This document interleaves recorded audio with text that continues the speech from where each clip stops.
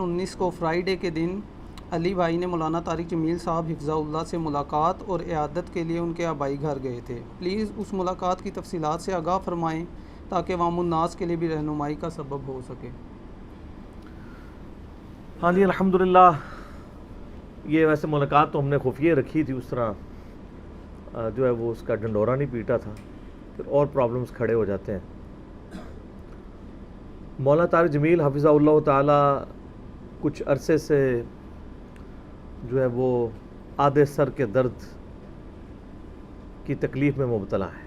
دعا کریں اللہ تعالیٰ ان کے لیے شفا والا معاملہ فرمائے، آمین۔ بتا رہے تھے بچپن سے یہ ہے، پہلے تو یہ یعنی آرام آ جاتا تھا، لیکن اب کنٹینیوس 5-6 مہینے سے سخت تکلیف ہے، اور اس کا درد شقیقہ کا علاج بھی آپ کو پتہ ہے میڈیکل کے اندر کوئی نہیں ہے۔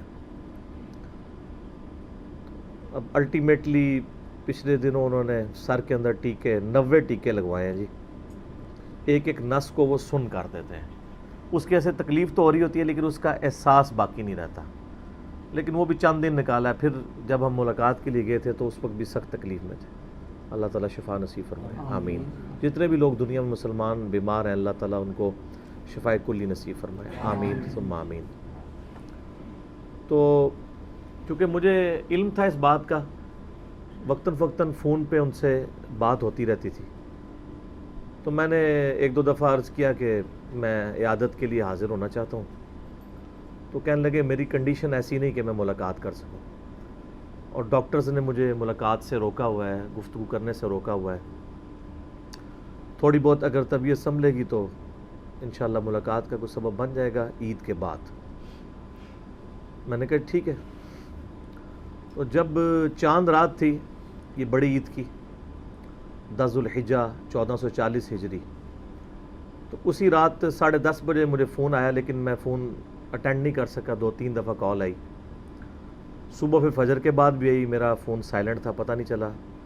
بل میں نے فون کر کے وائس میسیج ریکارڈ کروا دیا کہ جیسے ہی یعنی آپ اویلیبل ہوں تو مجھے کال کر لیں۔ تو پھر عید کی نماز کے بعد انہوں نے کال کی اور کہنے لگے کہ جی میں اب پہلے سے بہتر ہوں، تو آپ آ جائیں ملاقات کے لیے، عیادت کے لیے آنا ہے تو یہ بات ہے منڈے والے دن کی۔ تو میں نے کہا جی بہتر تو یہ ہے کہ ہم جمعے والے دن ہی آپ کے پاس آئیں، وہ زیادہ کنوینئنٹ ہے۔ تو کہنے لگے جی کتنے بندے لے کے آئیں گے؟ میں نے کہا جتنے آپ کہیں لے آتے ہیں۔ ظاہر ہے ہر بندے کی ایک خواہش ہے، ایک سیلیبریٹی تو ہیں وہ اس وقت، اس میں تو کوئی شک نہیں ہے۔ تو کہتے نہیں زیادہ لوگ نہ ہو۔ پھر میں نے یعنی ڈیسائیڈ کر کے 8 جنت کے 8 دروازوں کی نسبت سے 8 بندے سلیکٹ کیے سمیت میرے۔ جو صحیح مسلم میں حدیث ہے کہ جو شخص وضو کرنے کے بعد ایک دفعہ پڑھ لے اشہد ان لا الہ الا اللہ وحدہ لا شریک لہ واشہد ان محمدا عبدہ ورسولہ، تو اللہ تعالیٰ اس کے لیے جنت کے 8 دروازے کھول دے گا، جس دروازے سے چاہے وہ داخل ہو۔ سبحان اللہ۔ تو پھر میں نے باقی بھائیوں سے مشورہ کیا کہ جی اس طرح ہم کوئی سلسلہ رکھتے ہیں، لیکن ہم نے اس کو ملاقات والے پروگرام کو پورا خفیہ رکھا ہوا تھا آخری وقت تک، یعنی تاکہ یہ ڈسکلوز نہ ہو۔ انہوں نے اپنے آبائی گاؤں میں ہمیں بلایا۔ وہ آبائی گاؤں یعنی ملتان کے اندر ہی آتا ہے، ایک قصبہ ہی ہے تلمبا۔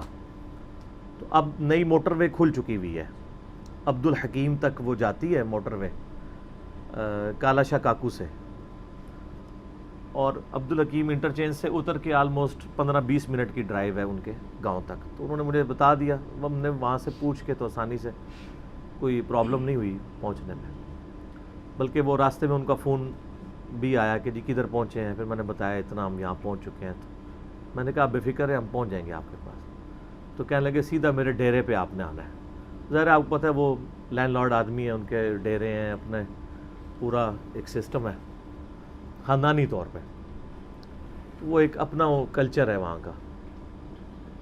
تو آلموسٹ ہم کوئی 11:30 کے قریب وہاں ان کے ڈیرے پہ پہنچ گئے تھے، پوچھتے پچھاتے کوئی زیادہ مشکل نہیں ہوئی۔ تو وہاں پہ پھر ان کے جو بڑے یعنی کلوز ہیں اور ایڈمنسٹریٹر بھی ہیں ان کے مدارس کے، احتشام بھائی، انہوں نے ہمیں ریسیو کیا اور مہمان خانے میں، ان کا جو ڈیرے پہ مہمان خانہ بنا ہوا تھا وہیں پہ انہوں نے ہمیں بٹھایا، اور اتنے میں ان کے جو بیٹے ہیں یوسف جمیل، جو سب سے بڑے بیٹے ہیں، ان کی اتنی عمر نہیں ہے، 35 کے قریب ہوگی، کیونکہ طاہر جمیل صاحب کی شادی ذرا لیٹ ہوئی ہے، تو وہ بھی آگے ہمارے پاس، ان کے پاس پھر ہم بیٹھے رہے تقریباً آلموسٹ آدھا پونا گھنٹہ، ان سے گپ شپ ہوتی رہی مختلف ٹاپکس کے اوپر. زیادہ تر یہ سوشل میڈیا پہ جو دعوت کے حوالے سے کام تھا اس پہ میں نے ان سے ڈسکشن کی، اور چونکہ انہوں نے، میں نے بتایا تھا پچھلے دنوں میں نے ریکویسٹ کی تھی کہ یہ مونیٹائزیشن جو ہے اس کو آپ لمیٹڈ کریں، اس پہ ویڈیو اشتہار چل رہے ہیں اور باہر کے ملکوں میں تو انتہائی بیہودہ اشتہار چلتے ہیں. اب ایک بندے نے طاہر جمیل صاحب کی ویڈیو کو کلک کیا ہے کوئی قرآن و سنت کی بات سننے کے لیے، آگے جو ہے وہ بے پردہ عورت آ گئی ہے. پاکستان میں بھی ایون بلیڈ کے اشتہار میں بھی عورت داخل کی ہوئی ہے، اور باہر کے ملکوں میں تو پھر اسکروٹننگ بھی اس کی ہونی چاہیے. تو ماشاءاللہ انہوں نے یعنی سن لی یہ بات جو پہلے میں نے فون پہ عرض کیا تھا، تو انہوں نے اپنے بیٹے سے مشورہ کر کے مونیٹائزیشن ختم کروا دی. تو میں نے پھر یوسف بھائی سے بات کی کہ میں نے ان کو بھی کہا تھا آپ ختم نہ کریں، کیونکہ پھر وہ مین سٹریم سے چینل آؤٹ ہو جاتا ہے. مونیٹائزیشن والا چینل جو ہے وہ پروموٹ ہوتا ہے یوٹیوب کی طرف سے، تو آپ اسکروٹننگ کر دیں جس طرح ہمارے بھائیوں نے کی ہوئی ہے کہ ویڈیو اشتہار کوئی نہیں آئے گا، اور جے پی جی اشتہار جو ہیں وہ، اور وہ بھی ان کی کیٹیگرائزیشن ہو جائے اس کے مطابق وہ ڈسپلے ہو. کہنے لگے جی ہم اس کے اوپر ورکنگ کر رہے ہیں انشاءاللہ تعالیٰ. اور اس کے علاوہ اور کافی ساری چیزیں ڈسکس ہوئیں جو کچھ کانفیڈینشیل بھی ہیں، وہ ضرورت نہیں ہے اس کو ڈسکس کرنے کی. اسی دوران پھر مولانا کی طرف سے پیغام آ گیا جی ان کو گھر لے آئیں اپنے گھر میں. وہ اپنے بیڈ پہ ہی تھے، یہ بھی ہمارے لیے ایک خوشی کی بات تھی. انہوں نے اپنے بیڈ تک ہمیں یعنی رسائی دی، اور بڑے اچھے طریقے سے یعنی انہوں نے ریسیو کیا. اس کی تصاویر بھی ہیں، کچھ بھائیوں نے ویڈیو بھی چھوٹی سی بنا لی تھی، تو انشاءاللہ ہم ساتھ اٹیچ کر دیں گے. یعنی بڑی محبت کی. بیڈ پہ لیٹے تھے، میں نے کہا لیٹے رہے، اٹھ کے وہ جناب کھڑے ہوئے، بڑے اچھے طریقے سے معانقہ کیا، ماتھے پہ بوسہ دیا اور دعائیں دیں. میں نے بھی دست بوسی کی.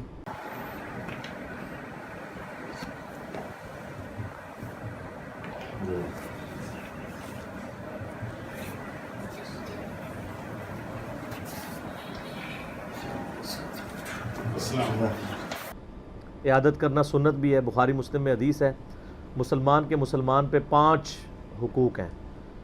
یعنی جب ملاقات ہو تو سلام کرے، دعوت دے تو دعوت قبول کرے، اور اس کے بعد چھینک آئے تو الحمدللہ کے جواب پہ یرحمک اللہ کہے. 3 ہو گئے. چوتھا بیمار پڑ جائے تو اس کی عیادت کرے، اور فوت ہو جائے تو اس کا جنازہ پڑھے. یہ 5 حقوق ہیں. تو اور یہ سنت بھی ہے، صحیح بخاری میں موجود ہے. سیدہ فاطمہ سلام اللہ علیہا جب نبی علیہ السلام کو ملنے آتی تھیں تو آپ علیہ السلام ان کو بوسہ دیا کرتے تھے ماتھے کے اوپر، یوں ان کو ریسیو کیا کرتے تھے. اسی طریقے سے کوئی بڑا بزرگ ہو، علمی یعنی شخصیت ہو، آپ اس کو علمی طور پہ ریگارڈ کرتے ہوں تو آپ اس کے ہاتھ بھی چوم سکتے ہیں. تو میں نے ان کے ہاتھ چومے، لیکن اس میں حد رکوع نہ جھکا جائے بلکہ ہاتھ کو اوپر کر کے یوں بوسہ دیا جائے. اور یہ بھی صحیح سند سے، الادب المفرد امام بخاری کی کتاب ہے، اس میں صحیح سند سے یہ ثابت ہے کہ سیدنا سلمہ ابن اکوع رضی اللہ تعالیٰ عنہ کو 2 تابعین ملنے کے لیے آئے، تو انہوں نے اپنے 2 ہاتھ یوں بلند کر کے کہا کہ یہ میرے 2 ہاتھ ہیں جن سے میں نے نبی علیہ السلام کے ہاتھوں پہ بیعت کی تھی. تو ان تابعین نے ان کے ہاتھوں کو پکڑ کے چوم لیا، نبی علیہ السلام کی نسبت کی وجہ سے بھی اور ایک عزت دینے کے لیے بھی. اس سے دعا سے مسافہ بھی ثابت ہوتا ہے، دونوں چیزیں ثابت ہو جاتی ہیں. اس کے بعد پھر ہم یعنی سارے 8 کے 8 بھائی ان کے بیڈ روم میں چلے گئے تھے. انہوں نے شفقت فرمائی، وہ مجھے کہتے ہیں تم میرے ساتھ بیڈ کے اوپر بیٹھو. میرے ساتھ بیٹھ گیا. پھر ظاہر ہے کہ احوال پوچھنے کے بعد مختلف چیزیں ڈسکس کی، انہوں نے کچھ نصیحتیں کی، کچھ گپ شپ میں باتیں ہوئیں، اور ظاہر ہے کہ وہ باتیں ایسی نہیں ہوتی ہیں ان کو پبلکلی اس طرح ڈسکس بھی کیا جائے، بل جو ہماری لیے اہم چیزیں میں وہ ڈسکس کر لیتا ہوں. میں نے ان سے یہ بات پوچھی ایک کانٹیکسٹ میں، اب وہ کانٹیکسٹ میں بیان نہیں کروں گا، کہ کیا وجہ ہے کہ جو دیندار لوگ ہیں یعنی ان کے اندر حسد، دنیا کی محبت بنسبت عام لوگوں کے یعنی زیادہ پائی جاتی ہے، جیلسی فیکٹر۔ انہوں نے کہا جی میری بھی آبزرویشن ہے کہ ایسے پایا جاتا ہے، اور اس کی وجہ جو ہے وہ دنیا کی محبت ہے۔ انہوں نے کہا اگر انسان خدا اورینٹڈ ہو تو کبھی انسان دنیا میں کسی منصب کے لیے، مال کے لیے ایفرٹ پٹ نہیں کرتا۔ اگر اس کو بالکل کھڈے لائن جسے پنجابی میں ہم کہتے ہیں، بالکل اسے سائیڈ لائن بھی کر دیا جائے، تب بھی وہ اللہ کی رضا کی خاطر دعوت و تبلیغ کا کام جاری رکھتا ہے۔ تو ایک بڑی یعنی ایک اہم چیز انہوں نے اس حوالے سے ڈسکس کی۔ پھر وہ اسی ڈسکشن کے دوران انہوں نے کئی ایک احادیث بھی نبی صلی اللہ علیہ وسلم کے ریفرنس سے بیان کی، اور خصوصاً مجھے یعنی نصیحت کرنے لگے کہ یار تم چونکہ اختلافی موضوعات کو ڈسکس کرتے ہو تو میٹھی گولی میں نا یہ بات کیا کرو۔ میں نے کہا کوشش تو کرتے ہیں۔ پھر انہوں نے کہا وہ سورہ آل عمران میں نبی صلی اللہ علیہ وآلہ وسلم کے بارے میں اللہ تعالیٰ نے فرمایا ہے کہ اے نبی صلی اللہ علیہ وآلہ وسلم، اگر آپ کے مزاج میں سختی ہوتی، تیزی ہوتی، تو یہ آپ کے ارد گرد جو صحابہ کا جمگھٹا ہے یہ آپ سے منتشر ہو جاتا۔ تو کہنے لگے چونکہ اختلافی موضوعات پہلے ہی اتنے کڑوے ہیں تو ان کو ذرا پازیٹیو انداز میں پیش کیا جائے تو بات لوگ ایکسیپٹ بھی کر لیتے ہیں۔ پھر انہوں نے مثال کے طور پہ بات کی زاہد الراشدی صاحب کی۔ سرفراز خان صفدر صاحب جو دیوبندی عالم تھے، 95 ایئرز کی ایج میں فوت ہوئے ہیں کچھ عرصہ پہلے، ان کے بیٹے ہیں زاہد الراشدی، اور آگے ان کے پوتے ہیں عمار خان ناصر، وہ غامدی صاحب کے بڑے کلوز اسٹوڈنٹ بھی بن چکے ہیں۔ تو زاہد الراشدی صاحب کا ذکر کیا کہ وہ اپنے مخالف کے لیے بھی جب قلم اٹھاتے ہیں نا تو وہ اتنے سافٹ انداز میں لکھتے ہیں کہ وہ مخالف کو بھی یہ سمجھ آتی ہے کہ وہ میرے ساتھ ہمدردی کر رہا ہے، دشمنی نہیں کر رہا۔ تو کہنے لگے تم بھی اس چیز کا خیال رکھا کرو۔ میں نے کہا جی ایک خاص حد تک خیال تو رکھا جا سکتا ہے۔ اب میں بار بار عرض کرتا ہوں کہ سیدنا عمر کو آپ ابو بکر نہیں بنا سکتے، ان کے مزاج کی وہ تیزی ہے وہ ختم تو نہیں، اگر کوئی کر سکتا ہوتا تو نبی علیہ السلام کی مبارک صحبت تھی۔ ہر شخص کو اللہ نے ایک شاکلہ دیا ہے، وہ اس سے باہر نہیں نکل سکتا۔ اس طرح میرا بھی ایک شاکلہ ہے۔ البتہ ایک چیز کی گارنٹی ہونی چاہیے کہ آپ گفتگو کرتے ہوئے کسی کو گالی گلوچ نہ کریں اور غیر پارلیمانی، غیر مہذب الفاظ استعمال نہ کریں۔ باقی جو انداز بیان ہے وہ تو ہر شخص کا اپنا ہے۔ بلکہ سیدنا عمر تو کئی صحابہ کی انہوں نے آپ کو پتہ ہے پھینٹی بھی لگائی ہے، مار کٹائی بھی کر دیتے تھے، اور تلوار تو بخاری مسلم میں درجنوں حدیثیں ہیں۔ ذرا سا ان کو کسی پہ غصہ آتا تھا تو یا رسول اللہ اجازت دیں اس کی گردن اتار۔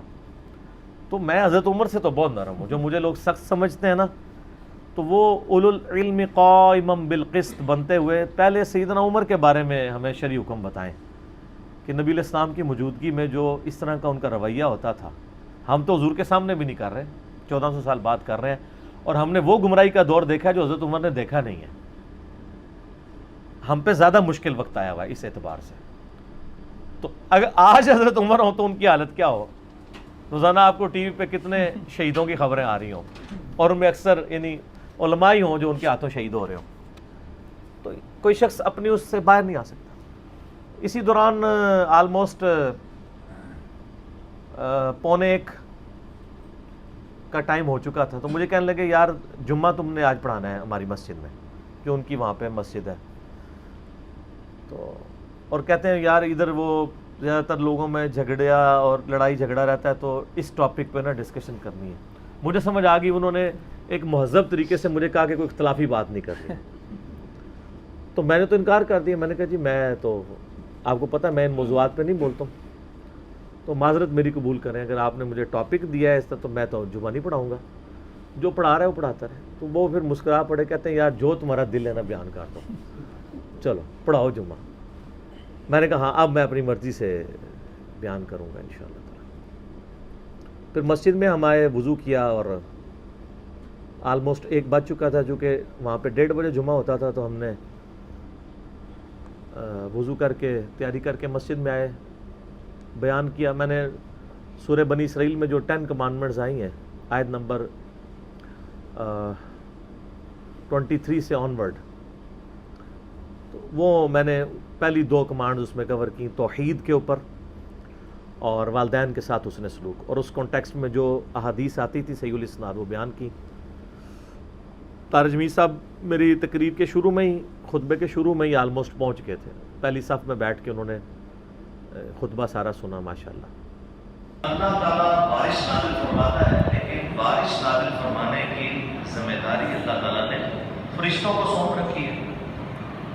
لیکن جب بارش نہ ہو رہی ہو تو ہم کبھی کسی فرشتے کو دعا کے لیے نہیں پکارتے، اگرچہ اس کی ذمہ داری اللہ نے لگائی، ڈیوٹی اللہ نے لگائی ہے، ہم اللہ کو پکارتے ہیں، صلاۃ الاستسقاء پڑھتے ہیں، دعا مانگتے ہیں۔ اس کے بعد سنتوں کا وقفہ ہوا، چونکہ وہ حنفی طریقے پہ ہو رہا ہوتا ہے وہاں پہ، تو نماز میں نے ان کو کہا تھا نماز میں نہیں پڑھاؤں گا، کیونکہ آپ پتہ گاؤں ایریا ہے، میں نے پڑھنی تھی رفع الیدین کے ساتھ، آمین اونچی کہنی تھی، ایک اس طرح بعض کا لوگ ہضم کرنے والے نہیں ہوتے، تو ان کا نہیں، ٹھیک ہے امام صاحب نماز پڑھا دیں گے، آپ صرف خطبہ دیں۔ خطبے کے بعد سنتوں کا وقفہ ہوا تو طارق جمیل صاحب تھرو آؤٹ تکلیف میں ہی تھے، انہوں نے بڑی مشکل سے بیٹھ کے سنتیں ادا کی۔ فرض کے لیے بھی ان کو پکڑ کے ساتھی نے اٹھایا تو فرض انہوں نے ادا کیے، فرض پڑھ کے وہ چلے گئے۔ اور ہم لوگوں نے چونکہ مسافر بھی تھے تو ہم نے نماز جمع بھی کرنی تھی، جب لوگ سنتیں پڑھ کے نکل گئے تو ہم نے پھر عصر کی اپنی جماعت وہیں پہ کروا لی، 2 فرض ادا کیے۔ سنت ہے، سفر میں تو بخاری مسلم میں درجنوں احادیث ہیں، سفر کے علاوہ بھی صحیح مسلم میں اوپر تلے 10 احادیث ہیں، انٹرنیشنل نمبر کے مطابق 1629 سے لے کے آن ورڈ، کہ ابن عباس کہتے ہیں کہ نبی صلی اللہ علیہ وآلہ وسلم نے بغیر خوف کے، بغیر بارش کے، یعنی یہ بتانا چاہ رہے ہیں کوئی مجبوری نہیں تھی، مدینہ شریف میں یعنی بغیر سفر کے ہمیں ظہر عصر کی نمازیں جمع کروائیں اور مغرب اور عشاء کی بھی کروائیں۔ تو تابعین نے پوچھا یہ کیوں کیا تھا انہوں نے؟ تو ابن عباس نے کہا تاکہ اس امت کے لیے آسانی ہو جائے اور کوئی حرج باقی نہ رہے۔ لیکن امت کے علماء نے فرقہ واریت کی آڑ میں، سنی شیعہ ٹسل کی آڑ میں یہ فیسلٹی امت سے چھین لی۔ اور میرا اس پہ ڈیٹیلڈ ایک کلپ بھی ہے، نمازوں کو جمع کرنا حرام سوالیہ نشان، تو وہ آپ دیکھ لیں۔ میں نے جتنے وسوسے ہیں حنفیوں کی طرف سے اٹھائے جاتے ہیں ان کو میں نے ایڈریس کیا اللہ کے فضل سے۔ تو ہم نے نماز جمع کی تو کچھ لوگ پیچھے کھڑے ہوئے تھے، ظاہر ہے لوگ ویڈیوز دیکھتے ہیں، حالانکہ وہ بالکل دور دراز کا ملاقات کے لیے کھڑے ہوئے تھے۔ میں نے پھر جو لوگ تھے موجود ان سے ملاقات کی، سلام دعا کر کے ہم لوگ واپس آئے تو کھانا ریڈی کیا ہوا تھا انہوں نے، تو ساتھ والے کمرے میں کھانے کا مینیو نہیں میں نے بتانا، بل اچھا تھا، آم بھی تھے۔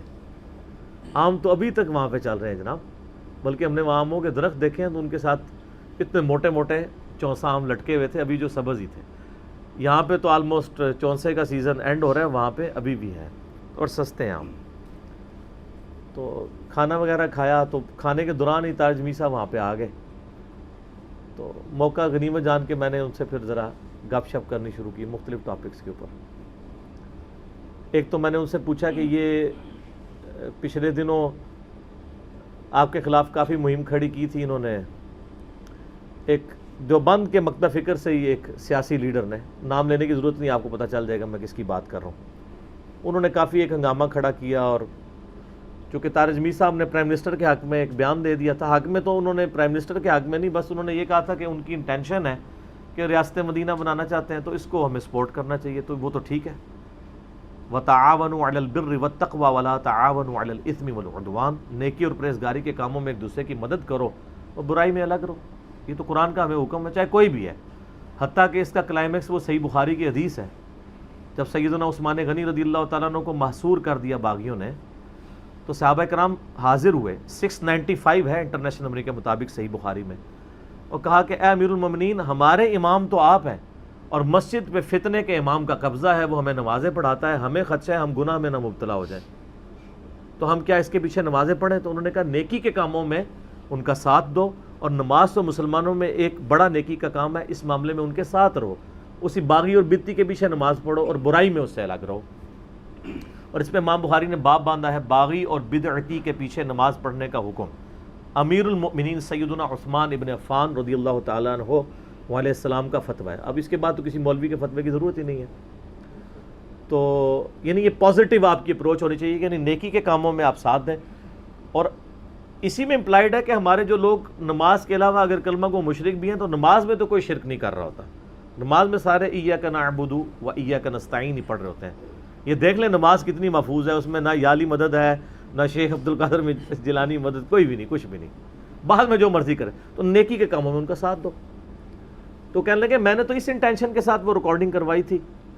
تو میں نے کہا جی وہ تو آپ کے مخالف, جو پرائم منسٹر کے بھی مخالف ایک مذہبی سیاسی جماعت کے لیڈر ہیں, تو انہوں نے تو کہا کہ جی علماء آپ سے بڑے ناراض ہوئے ہیں, انہوں نے آپ کے اوپر بھی بڑی سختی کی کہ جی وہ یہ کر رہے ہیں اور وہ. تو میں نے پھر نا ان سے مذاق کے طور پہ نا, جوک کے طور پہ میں نے کہا یقیناً آپ کو انہوں نے کافی فون کر کے سمجھایا بھی ہوگا کہ جی آپ گمراہی کے راستے پہ چل رہے ہیں اور آپ کو یہ حرکت نہیں کرنی چاہیے تھی. کیونکہ ظاہر ہے جب کوئی بندہ کسی کے ساتھ اپنے مقطع فکر کا عالم ہے, اس کے ساتھ ہمدردی رکھتا ہے, تو اس کا تقاضا ہے کہ بجائے یہ کہ اس کے خلاف ویڈیو چڑھاتا رہے. چلو ویڈیو تو کسی ایسے بندے کے خلاف ہو سکتی ہے جس کے ساتھ آپ تعلق نہیں ہے یا آپ اس کو اپروچ نہیں کر سکتے کہ چلو اس طرح میسج. جو آپ کی ایک فون کال کے اوپر ہے, آپ کے اپنے مقطع فکر کا بندہ ہے, آپ کی اس سے کئی سالوں سے دوستی ہے, تو وہ مسکرانے لگ پڑے, کہتے ہیں نہیں مجھے تو آج تک کبھی کوئی کال نہیں ہونے کی, بس وہ ہم بھی میڈیا سے سنتے رہتے ہیں, میرے بارے میں یہ باتیں کرتے ہیں. تو یہ یعنی ایک علماء کی بڑی عجیب و غریب اپروچ ہوتی ہے اپنے مخالفین کے بارے میں.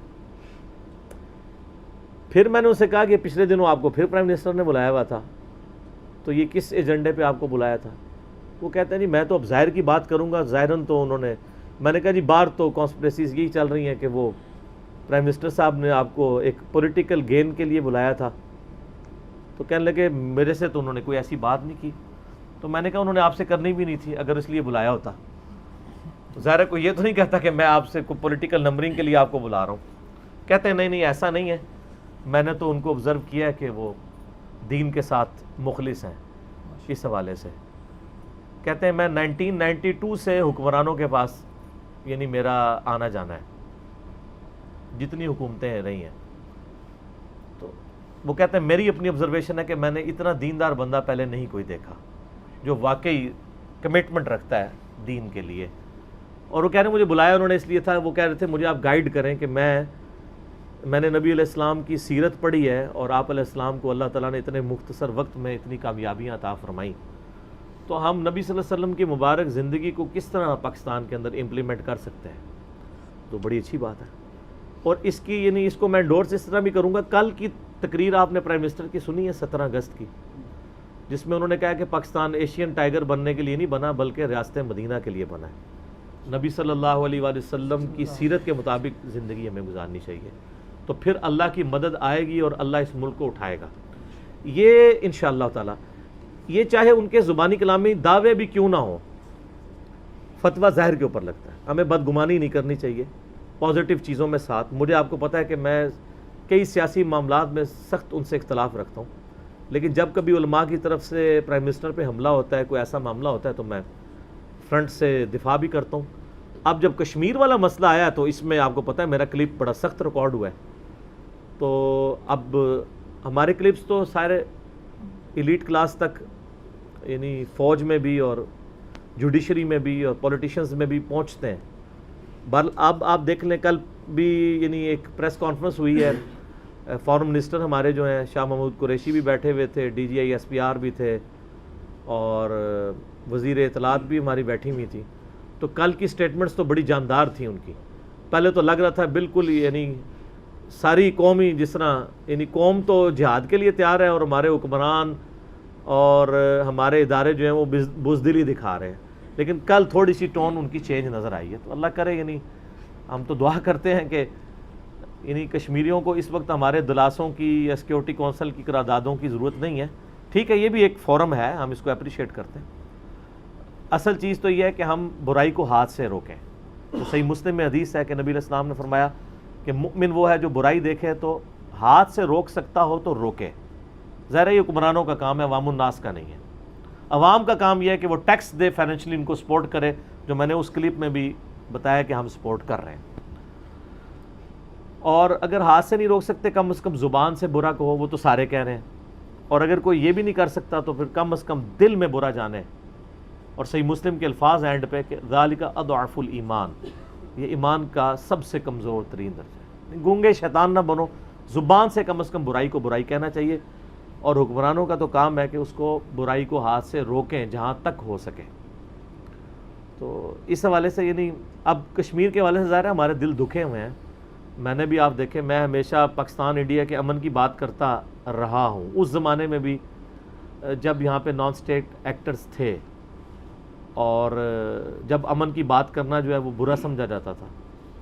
اب تو ویسے ہی امن ہی ہو رہی ہے ہر طرف. لیکن امن کا یہ مطلب نہیں ہے کہ ایک جو ہے وہ قوم آپ پہ مسلط ہوئی ہے, آپ کی پٹائی کر رہی ہے, مسلمانوں کا قتل عام کر رہی ہے, ان کو بیسک رائٹ سے محروم کر دیا ہے کروڑوں مسلمانوں کو, اور وہ پاکستان کی طرف دیکھ رہے ہیں اور ہم بھی آگے سے کہہ رہے ہیں کہ آپ بھی دعا کریں ہم بھی دعا کرتے ہیں. بڑی عجیب و غریب اپروچ ہے. تو بل شکر ہے اللہ کے فضل سے یعنی چینج آ رہی ہے, اور چینج اسی طریقے سے یعنی سوشل میڈیا کے اوپر آواز بلند کرنے سے چینج آتی ہے. پھر تاج میر صاحب کہنے لگے کہ جی کہتے ہیں 34 سال میں یہ میری پہلی بڑی عید ہے جو گھر پہ ہوئی ہے. اور مجھے بڑا عجیب لگ رہا ہے, میں بیڈ پہ اپنے لیٹا ہوا ہوں, میں تو بڑا ایکٹیو ایکسٹروورٹ بندہ تھا, انٹروورٹ بن گیا ہوں. بیماری کی حالت یہ ہے کہ صرف جمعے کے لیے مسجد میں جاتے ہیں. وہ پچھلے کئی مہینوں سے وہ اپنے کمرے میں نماز پڑھ رہے ہیں, ان کا بیٹا جماعت کرواتا ہے, وہیں بیٹھ کے ساتھ یہ کھڑے ہو کے نماز پڑھ لیتے ہیں بیڈ کے اندر, بیڈ روم میں. تکلیف کی وجہ سے نکل نہیں پاتے. اب دیکھیں آدھے سر کا درد اور مسلسل ہو اور آرام بھی نہ آتا ہو, مشکل ہو جاتا. تو کہہ رہے تھے 34 سالوں میں یہ پہلا موقع ہے کہ میں نے اپنے گھر میں عید کی ہے. اور اس کی وجہ یہ ہے کہ آپ کو پتہ ہے یہ تبلیغی جماعت کی طرف سے ہر سال حج کرنے کے لیے جاتے ہیں, یعنی ایز اے ریپریزنٹیٹو. سنت بھی ہے, نبی اسلام بھی اعلان نبوت کے بعد منا کے خیموں میں جا کے آؤٹ سائڈرز کو دعوت اسلام پیش کرتے تھے. اب تو خیر ماشاءاللہ مسلمان ہی ہیں جو وہاں پہ جاتے ہیں. تو انہی یعنی وہ جو منا کے خیموں میں آپ کو پتہ ہے سارا دن لوگ فارغ ہی بیٹھے ہوتے ہیں, کام تو کوئی بھی نہیں ہوتا. تو پھر جتنے دنیا سے سیلیبریٹیز یا بڑے بڑے لوگ گئے ہوئے ہوتے ہیں نا, تو تاج میر صاحب پھر ان سے ملاقاتیں کرتے ہیں. عامر خان سے بھی وہیں پہ ملاقات ہوئی تھی, عطا اللہ عیسیٰ خیلوی سے. ادھر تو ٹائم نہ دیں, ادھر تو کم از کم وہ فارغ ہی بیٹھے ہوتے ہیں, انہوں نے بھی ٹائم گزارنا ہوتا ہے. تو تاج میر صاحب آفیشلی یعنی رائمنڈ مرکز کی طرف سے حج کے لیے ہر سال جاتے ہیں, اور کہتے ہیں 34 سالوں میں مسلسل جا رہا ہوں. اس کی وجہ سے عید ادھر ہی ہو جاتی تھی ان کی. اس دفعہ کہتے ہیں میں نہیں جا سکا بیماری کی وجہ سے. دعا کرے اللہ تعالیٰ ان کے لیے آسانیاں فرمائے اور کو شفاعت عطا فرمائے. اور بلکہ کل شاہ جی مجھ سے کہہ رہے تھے جی طارق جمیل صاحب کی کوئی ریپلیسمنٹ ہے تبلیغی جماعت میں. میں نے کہا تبلیغی جماعت میں کوئی ریپلیسمنٹ نہیں ہے. اللہ تعالیٰ نے جو ان کو غیر معمولی صلاحیت دی ہے, اخلاقیات کے اوپر گفتگو کرنے کی, انداز بیان ہے, پر اثر ہے, اور اس کے پیچھے ان کی عظیمت ہے. وہ واقعی ایک مخلص دیندار آدمی ہے, دنیا دار عالم دین نہیں ہے جو میں نے ان کو آبزرو کیا ہے, میرے جیسے شارپ آدمی نے. تو وہ اللہ تعالیٰ نے ان کی آواز میں برکت دی ہے الحمدللہ. اور ہمارے پاس ایسٹ ہے ان کی تقاریر جو ویڈیو میں ریکارڈڈ ہے الحمدللہ. اور انشاءاللہ تعالیٰ جب تک یوٹیوب اور یہ سوشل میڈیا ہے لوگوں کے لیے اصلاح کا سبب انشاءاللہ ان کی ویڈیوز بنتی رہیں گی انشاءاللہ. میں نے خیر ان کو دم بھی ڈالا تھا اس وقت, اور دعا بھی میں نے کی ان کے لیے, اور انہوں نے بھی ہمیں بڑی دعائیں دی, اللہ کا شکر ہے.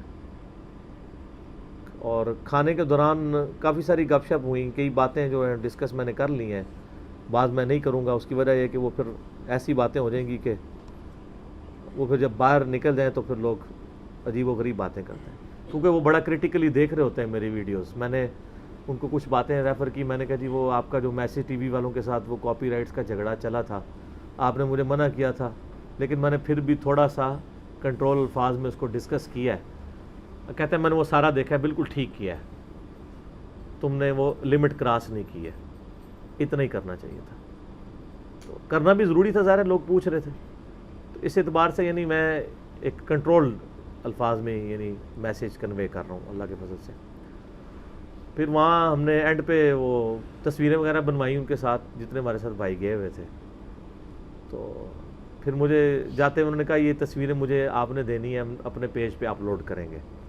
تو وہاں پہ احتشام بھائی تھے, تو ان کے ہم نے واٹس ایپ پہ اپنے بھائی کے تھرو اس کو ان کو فارورڈ کر دی. تو انہوں نے آلموسٹ, ہم واپس چونکہ فیصل آباد آ رہے تھے وہاں سے, ہمارے فیصل آباد پہنچنے سے پہلے ہی آلموسٹ 5 بجے تک انہوں نے شیئر کروا دی تھی اپنے فیس بک پیج کے اوپر تصاویر. ہم نے تو ابھی تک نہیں کروائی ہیں. ہم چونکہ سنڈے کا انتظار کرتے ہیں, پراپر ورکنگ کرنی ہوتی ہے. ہمارے پاس چھوٹی سی ویڈیو بھی ہے, وہ بھی ساتھ جوڑ کے تصاویر جوڑ کے ایک مینیجیبل فارم میں یہ میری آج کی جو گفتگو ہے اس کو ہم اپلوڈ کریں گے. ظاہر ہے لوگ پوچھ رہے ہوتے ہیں, اس اعتبار سے لوگ دیکھ بھی رہے ہوتے ہیں. انڈر آبزرویشن ان چیزوں کو لوگوں نے رکھا ہوتا ہے, تو بہتر یہی ہے کہ میں نے سوچا کہ ہم اتوار کا انتظار کریں. ایز یوزول جتنے بھی ایشوز ہیں آپ کو پتہ ہے میں سنڈے کا انتظار کرتا ہوں. سنڈے والے دن ہی اس کو ریکارڈنگ میں لایا جاتا ہے تاکہ مینیجیبل فارم میں ان چیزوں کو پیش کر دیا جائے. تو اس کے بعد اسی دوران ان کی طبیعت کافی زیادہ یعنی خراب ہو گئی تھی. ڈاکٹر کو بھی انہوں نے بلوا لیا تھا. پھر وہ اپنے کمرے میں چلے گئے, اجازت لی ہم پھر واپس اپنی گاڑی کی طرف آئے. تو بلکہ اس وقت پھر مجھے شام بھائی بتانے لگے کہ انہوں نے آنے والے 1-2 دنوں کی کمٹمنٹس کینسل کر دی. ان کی طبیعت ٹھیک نہیں ہے, بہت زیادہ یعنی اپ سیٹ ہے طبیعت. دعاؤں کے ساتھ انہوں نے رخصت کیا اور ساتھیوں نے بھی ماشاءاللہ. ہم آلموسٹ وہاں سے دوپہر کو 3 بجے نکلے تھے فیصل آباد کے لیے. تو یہ یعنی ہمارا وہاں پہ ٹوٹل معاملات رہے ان کے ساتھ, ڈسکشن کے پوائنٹ آف ویو سے بھی, ملاقات کے لحاظ سے بھی ایک اچھی چیز تھی اس حوالے سے کہ ذرا ملتا جلتا رہے بندہ, تو کئی ایک چیزیں جو ہیں وہ موقع ملتا ہے اپنا پیغام پہنچانے کا. مثلا میں نے ان کو اپریشیٹ کیا اس حوالے سے کہ جو آپ نے فضائل اعمال میں جو واقعات لکھے ہوئے ہیں جن کے بارے میں ہم کہتے ہیں یہ صوفیت والے واقعات کتاب و سنت کے منافی ہیں, تو آپ نے یہ ویڈیو ریکارڈ جو کروائی ہے اور اس کو کنڈیم کیا ہے. تو کہنے لگے میں تو شروع سے ان چیزوں کے خلاف ہوں. میں نے کہا لیکن اب آپ جو سامنے آئے وہ تو اب آئے ہیں. ان کا نہیں, میں ان چیزوں کو شروع سے رہبانیت کو اسلام کے منافی سمجھتا ہوں. تو باقی وہ کہتے ہیں میں جتنا یعنی کنٹرول انوائرمنٹ کے اندر اپنا میسیج بڑے بزرگوں تک جو رائیونڈ میں بیٹھے ہیں کوشش کرتا ہوں کہ پہنچا دوں. اور ان کے زیر تمام این جی اوز, ایک این جی او بھی انہوں نے بنائی ہوئی ہے طارق جمیل فاؤنڈیشن کے نام سے, غریب لوگوں کی مدد کرنے کے لیے. تو باقی اپنے مدرسوں کا بھی ان کا سلسلہ, آلموسٹ 140 ملین ان کا سال کا بجٹ ہے, 140 ملین. تو آپ دیکھ لیں ماشاءاللہ. تو ظاہر ہے کہ لوگ سپورٹ کرتے ہیں ان کو. وہ خود انہوں نے کوئی درخت تو نہیں لگائے ہوئے جہاں سے نوٹ توڑتے ہیں, لوگ سپورٹ کرتے ہیں. لوگ سپورٹ کرتے ہیں تو وہ لوگوں کے اوپر لگاتے بھی ہیں. مدرسوں کے سسٹم ہے, بچوں کے ہم نے اسٹوڈنٹس کے حوالے سے جب آبزرویشن کی کہ اچھے ان کے یعنی رہائش کا انتظام اچھا رکھا ہوا ہے, کھانے پینے کا باقاعدہ میس سسٹم ہے, میس مینیجر, یہ سب کچھ انہوں نے پراپرلی جس طرح یونیورسٹیز کے اندر چیزوں کو مینیج کیا جاتا ہے نا, اس طرح انہوں نے رکھا ہوا ہے. یعنی اگر وہاں پہ بچے داخل ہوتے ہیں تو وہ ایک اچھے اسکول یا کالج کی طرح ٹریٹ کیا جاتا ہے ان کو. ان کی ہر ضرورت کا خیال رکھا جاتا ہے, صاف ستھرا ماحول دیا جاتا ہے. یہاں تو عموماً آپ مدرسوں میں دیکھتے ہیں کہ بچے بیچارے بیماریوں میں ہوتے ہیں, اور اکثر بچے تو بیچارے خارش ہی کر رہے ہوتے ہیں. آپ اگر کسی بچے کے ساتھ نماز کے لیے کھڑے ہو جائیں تو نہ ان کو پراپر دوائیاں دی جاتی ہیں, نہ ان کی اس طرح ٹریٹمنٹ ہوتی ہے. اور میں تو یقین کریں, آپ اگر خود صاحب اولاد ہونا تو پھر آپ اس درد کو فیل کر سکتے ہیں. چھوٹے چھوٹے بچے لوگ مدرسوں میں چھوڑ جاتے ہیں. خیر انہوں نے اس لحاظ سے سختی رکھی, چھوٹے بچے نہیں لیتے, کم از کم میٹرک پاس, اس کے بعد وہ شروع کرتے ہیں. بال مدرسوں میں بھی اتنے چھوٹے بچے, گھر میں بھی آپ کو پتہ ہے بچے کتنے شرارتی ہوتے ہیں, لیکن آپ مدرسوں میں دیکھیں جس طریقے سے پٹائی کرتے ہیں یہ ٹیچرز, کیا اس طرح کوئی اپنے بچے کی پٹائی کرتا ہے؟ کتنا وحشیانہ انداز میں. مجھے تو یقین کریں بہت ترس آتا ہے. ہاں جب تک اپنے بچے نہیں تھے تو مجھے ایک یوزول معاملہ ہی لگتا تھا کہ یار ایسے ہی ہوتا ہوگا, لیکن اب میں سوچتا ہوں یار اپنے بچے کو مارنے کو نہیں دل کرتا, دوسرے بچے کو تو ویسے ہی بندے کو ہاتھ نہیں لگانا چاہیے جو بیچارہ ماں باپ سے دور ہے, اور وہ بھی زیادہ تر غریب ماں باپ ہیں جو خرچہ نہیں اٹھا سکتے, تو انہوں نے اپنے مدرسوں میں بچے داخل کروائے ہوئے ہیں. اسی لحاظ سے میں یعنی اگرچہ میں مدرسوں کے علماء, ان کے ایٹیچیوڈ کے کئی چیزوں کے خلاف ہوں, لیکن اس لحاظ سے میں مدرسوں کو پروموٹ کرتا ہوں کہ پاکستان کی سب سے بڑی این جی اوز اگر کوئی ہیں نا, نان گورنمنٹ آرگنائزیشن جو لوگوں کو فائنینشلی, بچوں کو مال اور لباس کے اعتبار سے سپورٹ کر رہی ہے, وہ یہ ہمارے مدرسہ سسٹم ہے. تو غریب لوگ یہاں پہ پڑھ رہے ہیں, ان کا فائدہ ہو رہا ہے. تو سپورٹ کرنا چاہیے ضرور, لیکن سپورٹ کے ساتھ انڈر آبزرویشن بھی ان کو رکھنا چاہیے کہ جو مال پانی آپ مدرسوں کو دے رہے ہیں وہ بچوں کے اوپر لگ رہا ہے یا ان کے اساتذہ کے اوپر لگ رہا ہے. تو یہ جناب ہماری ٹوٹل یعنی تھی وہاں کی روداد. اور پھر راستے میں وہ ان کا فون 7:30 بجے پھر آیا, میں نہیں اٹھا سکا. پھر کافی ایک دفعہ پھر فون آیا, میں نہیں اٹھا سکا. پھر میں نے احتشام بھائی کو فون کیا. وہ کہتے ہیں نہیں وہ مولانا کی عادت ہے, جب ان سے کوئی رخصت ہو کے جاتا ہے تو وہ جب تک گھر نہ پہنچے تو وہ کنفرم کرتے ہیں. پھر اگلے دن یعنی 17 اگست کو عصر کی نماز کے لیے میں جا رہا تھا تو ان کی کال آئی, تو میں نے اسی وقت ان کو اس وقت اٹینڈ نہیں کر سکا. میں نے خود کال کی تو کہنے لگے میں نے یہی پوچھنا تھا کہ آپ پہنچ گئے گھر. میں نے کہا نہیں پہنچ گئے. دعائیں وغیرہ دی. بہرحال ایسے لوگ امت کے لیے سرمایہ ہے.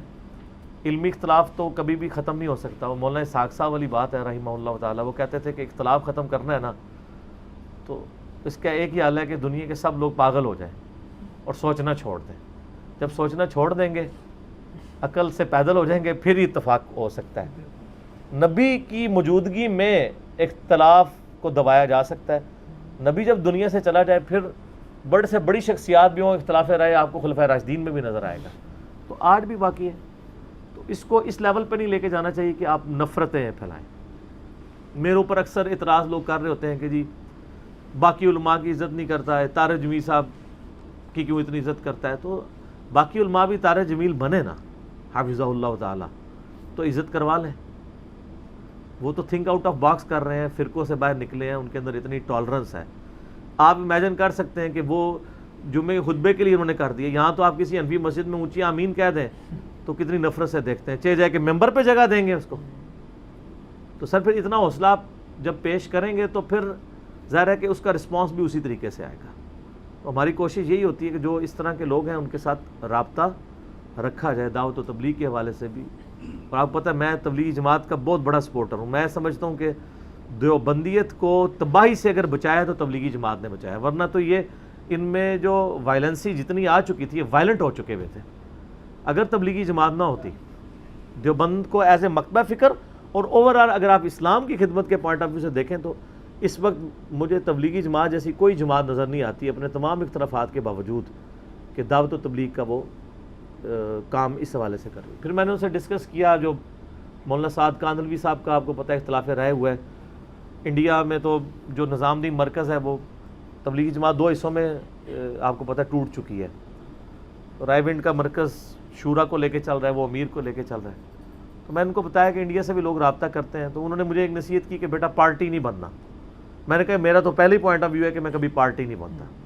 ہم تو جو بھی دعوت و تبلیغ کا کام کر رہا ہے اخلاص کے ساتھ ہم اس کو سپورٹ کرتے ہیں, چاہے وہ رائے ونڈ مرکز کے انڈر ہے یا نظام دین انڈیا کے اندر ہے. سب سے ہم محبت کرتے ہیں. اور طارق جمیل صاحب بھی ماشاءاللہ انہوں نے کہا جی ہم جو ہے وہ سپورٹ کرتے ہیں. البتہ چونکہ اب ڈویژن ہو چکی ہے تو میں نے ان سے پوچھا کہ ایک ہی جماعت کے 2 ٹکڑے ہوئے ہیں, تو کچھ مسجدیں ان کے پاس چلی گئی کچھ ان کے پاس, تو کیا ایک جماعت کا ایک ٹکڑا دوسرے ٹکڑے والی مسجد میں ان کو وہ داخل ہونے دیتے ہیں؟ ان کا نہیں, داخل نہیں ہونے دیتے. یہ کتنا بڑا ظلم ہے یار. یعنی اس طرح یعنی فرقہ کیا, میں تو یعنی وہ حیران ہوا کہ وہ مطلب دوسرے کی مساجد کو مسجد درار سے تشبیہ دیتے ہیں. وہ جو منافقین کی مسجد تھی جو قرآن میں سورہ توبہ میں ذکر ہے, جو مسلمانوں کو ضرر پہنچانے کے لیے مسجد زرار یا ضرار عربی میں کہیں گے. تو اتنے یعنی سخت رویے ہیں لوگوں کے.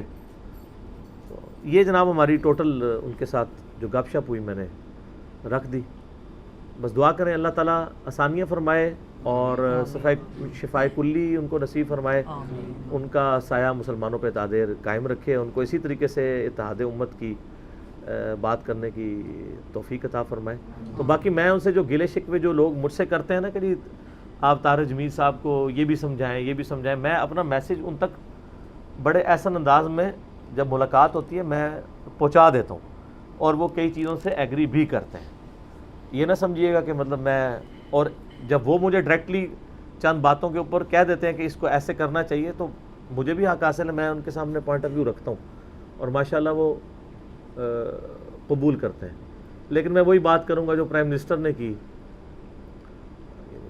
عمران خان صاحب سے لاکھ اختلاف لوگوں کو, لیکن یہ ہے کہ وہ بولڈ آدمی ہے, سچ نکال دیتے ہیں اپنی زبان سے. جو آپ کو پتہ ہے انہوں نے تقریر کی تھی آخری, ایک تو یہ کل ہوئی 17 اگست کو, جو آزاد کشمیر کی پارلیمنٹ میں انہوں نے تقریر کرتے ہوئے کہا کہ یہ اگر UN کشمیر کا مسئلہ حل نہیں کروائے گی تو یہ دنیا کے 1.25 ارب مسلمانوں کو اپنے خلاف کر رہی ہے، اور اس کے بعد جو کچھ انتشار ہوگا تو اس کی ذمہ دار اقوام متحدہ اور وہ بڑے بڑے ملک ہوں گے جو دنیا کے ٹھیکیدار بنے ہوئے ہیں اور آج ہمارا یہ مسئلہ نہیں نہ حل کروا رہے.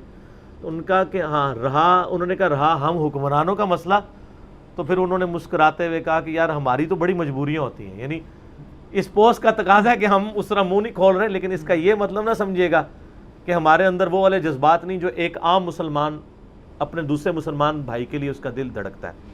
تو مجھے بڑی خوشی ہوئی کہ یار اس لیول پہ کم از کم یہ بول دینے سے اب مجھے یہ تسلی ہو گئی ہے کہ میرا پرائم منسٹر اس وقت جو میرے جذبات ہیں کشمیریوں کے لیے اس کے بھی باہر وہ نہ ہو اندر ضرور وہی ہیں. تو یہ بولڈنس ہے ان کی. تو اسی کو آپ طارق جمیل صاحب کے اوپر بھی لیں کہ ظاہر ہے وہ بھی ایک جماعت کے ساتھ اٹیچ ہیں، کچھ مجبوریاں ہوتی ہیں، ان مجبوریوں کے ساتھ آپ نے پازیٹیولی اپنا میسیج بھی کنوے کرنا ہوتا ہے اور سٹیج کو بھی اس طریقے سے آپ اوائڈ نہیں کر سکتے ورنہ ایک پورا ہنگامہ کھڑا ہو جاتا ہے. یعنی طارق جمیل صاحب اگر دنیا میں 6 براعظموں میں انہوں نے جا کے درس و تدریس ہزاروں مسجدوں میں کیا تو ظاہر ہے وہ مسجدیں کسی فرقے کی تھی نا، دیوبند کی، اور اگر دیوبندی ان کو مردود قرار دیتے تھے تو ان کے وہ سارے کے سارے اب انہوں نے ایک مقام ضرور گین کر لیا کہ اب وہ بند کمرے میں بھی ویڈیو بنائے تو لاکھوں لوگ دیکھیں گے، لیکن اس سٹیج تک پہنچنے کے لیے ان کو ایک پلیٹ فارم کی ضرورت تھی، وہ انہوں نے کیا. لیکن اللہ کا فضل ہے کہ مجھے اس محتاجی سے بھی اللہ نے محفوظ رکھا کہ مجھے کسی کی پلیٹ فارم کی کسی کی مسجد کی ضرورت نہیں رہی. ہمارے تو پہلے دن سے ریکارڈنگ جو ہے یہ دار ارقم اس اکیڈمی میں ہو رہی ہے، تو اللہ کا شکر ہے کیونکہ ہمارا سارا کام سوشل میڈیا کے اوپر تھا. لیکن چونکہ اب انہوں نے سارا معاملہ کیا ہے تو میں آپ کو آخر میں صرف حصول برکت کے لیے ایک بات جو میں نے ان سے کی وہ میں آپ کو سنا دیتا ہوں، چونکہ میں نے ویڈیو میں بھی کی ہوئی ہے. آپ کو پتہ ہے انہوں نے 8 کلیریفیکیشنز ریکارڈ کروائی تھی جب ان کے اوپر اعتراض لگا کہ انہوں نے مولا علی کہہ دیا تو یہ شیعوں کے ایجنٹ ہیں، کبھی کچھ کوئی آپ. تو وہ ایک بھائی سامنے بیٹھ گئے اور ان سے وہ ایک پرچی پہ لکھے ہوئے سوال کہہ رہے ہیں کہ جی لوگ یہ جاننا چاہتے ہیں، جس پہ میں نے پھر پوری انجینئرنگ کی تھی مولانا طارق جمیل کلیریفیکیشنز. تو اس میں اس نے ایک سوال کیا تھا کہ مولانا آپ نے علماء کو جراثیم کہا ہے،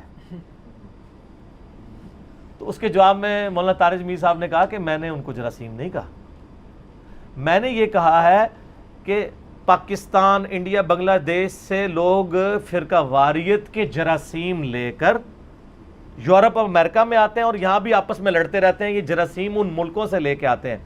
میں نے علماء کو جراثیم نہیں کہا تھا بلکہ میں نے یہ کہا تھا کہ وہاں سے یہ لوگ جراثیم لے کے آتے ہیں. تو میں نے اس کے اوپر ایک جواب دیا تھا، وہ پھر میں نے لائیو مولانا کو سنایا کھانے کے دوران جب وہ سامنے بیٹھے تھے. میں نے کہا شیخ صاحب میں عرض کرتا ہوں مجھے صرف یہ بتائیے کہ یہ آپ نے جو یہ بات کی کہ وہ جراثیم پاکستان سے لے کے آئے تھے تو پاکستان میں ان لوگوں کو یہ جراثیم لگائے کس نے تھے؟ کسی کھلاڑی کو انہوں نے چھوا تھا، کسی ہاکی کے پلیئر کو یا کسی فٹ بالر کو یا کسی کرکٹر کو ہاتھ لگانے سے اس کو جراثیم لگ گئے تھے فرقہ واریت کے اور ایک دوسرے کو کافر کہنے کے.